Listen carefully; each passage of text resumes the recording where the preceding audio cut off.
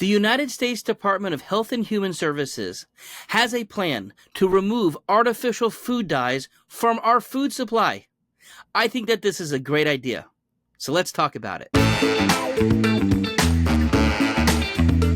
Hey everybody, I'm Dr. David Berger, a board-certified pediatrician in Tampa, Florida. My focus is on making healthy kids, and this certainly is right up the alley for what we're talking about over and over on this channel.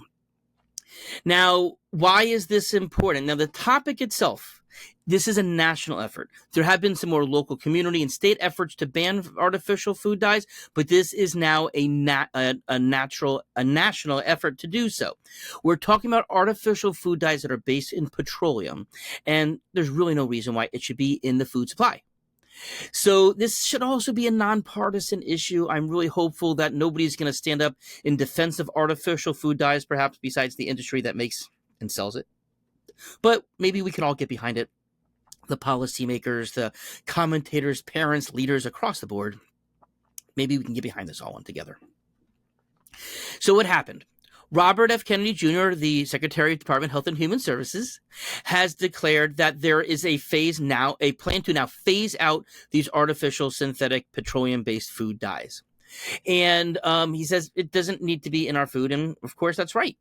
And so I'll kind of give you some of my perspective along the way, but I bet you could probably know what it is already. So why does it matter? So the dyes themselves, they are very commonly found in kids' foods. They are attractive to the eye. They draw their attention. Kids are used to them, right? But there's no other real purpose to it whatsoever. These offer zero nutritional value. They're cosmetic. And we don't feed our kids cosmetics otherwise, do we? We don't feed our kids petroleum for that matter, do we? No. So why are we doing it now? It's insane, especially now that we know what we know. And that's because there are concerns about behaviors and other health issues related to these food dyes. So as far as the plan that's been put forth, it's a phasing out. It's not a sudden ban. It's going to take some time for them to do this. But now that the government is behind it, they're going to have to do this. But this is also, thankfully, part of a broader issue for the FDA to have reform for our food safety, right? We've been talking about heavy metals in baby foods. We've been talking about plastics. We've been talking about pesticides. And certainly I've made many videos on this chapter here, so go back if you haven't seen them. But, this is something that, many of us have been concerned about, and now it's seeing the light, the mainstream light, right? It's not just in the hidden corners of the holistic world. This is something that is really becoming front and center. Now, what this is it's reflecting just an overall demand for cleaner foods and better labeling, right? We should have very easy access to knowing what's going into our bodies, into our kids' bodies. Now, one of the nice things as part of this plan, though, is that he is authorizing the Food and Drug Administration to fast track the authorization of 4 natural food colorings in order to make up the difference, so that these companies that they have brands and they have colors that are part of the brand of their foods. And so I understand some of their pushback there, but if there's alternatives available that aren't synthetic and petroleum based, of course, that would be a great idea. Now, these dyes, they've been banned elsewhere already, so it's not like it can't be done. In Europe, especially, it's where they're doing it. They've banned red dye 3, 5, yellow 5 and 6, blue 1. And these stricter rules, they're in these countries already. And here's the thing. The big brands who are selling over there, they've done it already. They've already made the change. So they know what to do. They just need to have this pressure on them in order to do it here, because apparently they value, they don't value American lives as much as they do, because unless the law tells them to, which again, that's pretty pathetic.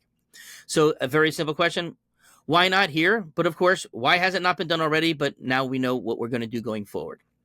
Now, this plan itself, it's certainly still forming. There's going to be a lot more figuring out what needs to be done. But they have already done some of this in California, where they've banned red dye number 3. And that could lead the way as far as an actual how to implement it, how do we take the theoretical and put a plan in place? Well, again, between Europe and California, it's been done. So this can really set the precedent, which is nice. So why is this a concern? Besides the obvious, that why would we put anything artificial, petroleum-based into our kids in the first place? But the science is now showing evidence that there is a link to hyperactivity in sensitive children. So certainly a couple times a year, I'll get a family who tells me, man, my kid gets a hold of red dye. They are going off the rails. I can't calm them down, climbing, screaming, nervous energy, and that's obvious. Obviously, if your kid consumes something and 15, 30 minutes later, they're a completely different kid, it may not take that long to figure out what just happened. Okay. But the other thing is that there are neurodevelopmental and immunological concerns. And that's not something that happens 15 minutes later, unless it's like an allergic reaction, hive type of thing. But that's not necessarily what we're talking about here. And for sure, if there's developmental delays and those other types of things, they're not going to be noticed right away. That takes time to see how a kid develops and are they developing appropriately. So of course, you're not going to catch that. And it's harder to catch that as well. Now, the FDA considers these foods at this point generally regarded as safe, or GRAS, okay? And that's due to some of the old standards that were evaluating these foods.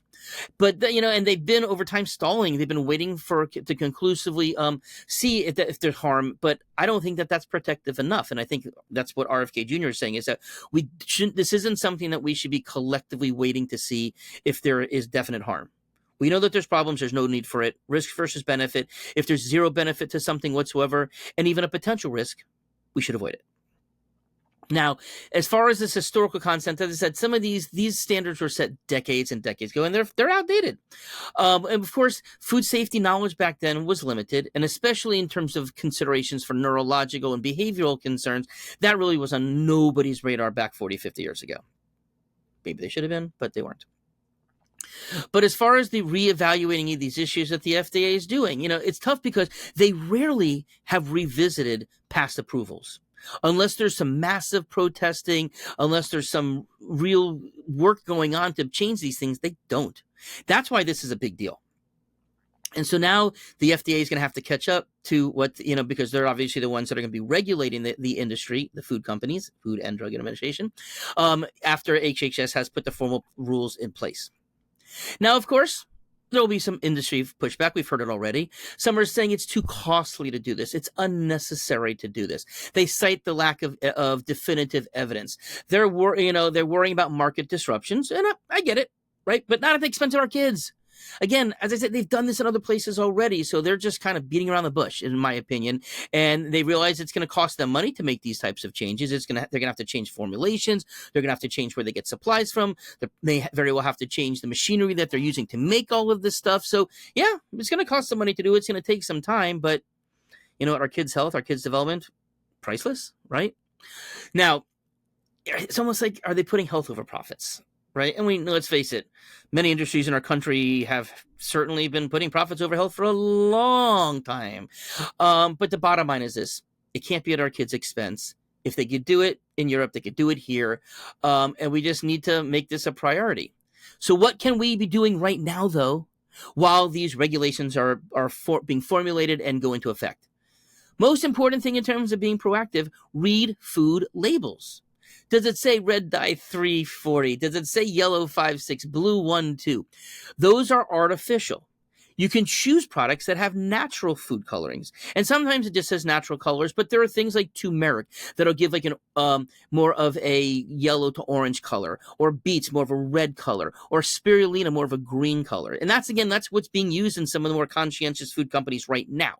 So we can swap it out by reading the labels. There are dye-free or artificial dye-free candy alternatives. Not that candy's the healthiest, but I know kids are kids, and why add something that has no nutrition to it? You can pick organic snacks and real food snacks, but organic companies aren't going to have organic food can't have red dyes in it. So that's kind of an easy label if something's listed organic. But we can also be encouraging healthy choices at school events and at school lunches. Do you know if your kid's getting food lunch? Do you know what they're serving your kid? Do you know what the ingredients are? Get together the parents, protest the school, demand changes if the diet is not healthy. And that's true not just for the dyes, but all the other artificial stuff. We have control. We can protest. We are the ones who run our local governments. We have to protest. We have to get our local leaders involved in this. But again, this is not something that's going to be controversial when it's coming, because we're all demanding it. Now, in terms of just the prioritization, again, whole foods over processed foods, you can make fun foods that don't have the artificial colors. And remember, small steps can make big impacts. Even if you're only able to reduce it 25, 50% for your kid, that's still something. that's still a minimizing of something that's concerned. So I do support the full removal of these dyes. Can't happen soon enough. Petroleum doesn't belong in our food. Our children's brains must come first. So, again, I'm sure you're not shocked with me saying any of this. But if you do like what we're talking about here, please subscribe if you're not already. Please share this with others. We need the whole world to hear about this, and they're hearing more and more. But also, as pediatricians and other people who know what they're talking about, talk about this stuff, the better, right? Anyways, I hope you have a good day.